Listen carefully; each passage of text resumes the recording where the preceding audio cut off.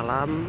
Ini adalah tenda stopper sepeda motor di dermaga 3 dan dermaga 4 yang roboh diterjang angin kencang dan hujan saat sore tadi jam 18.12 di Pelabuhan Merak.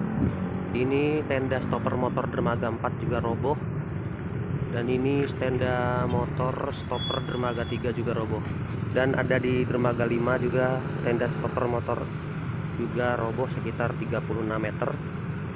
Yang di dermaga 3 ini panjangnya 50 meter, yang di dermaga 4 36 meter. Semua akibat cuaca hujan deras dan angin kencang. Dari Pelabuhan Merak menginformasikan. Rabu 27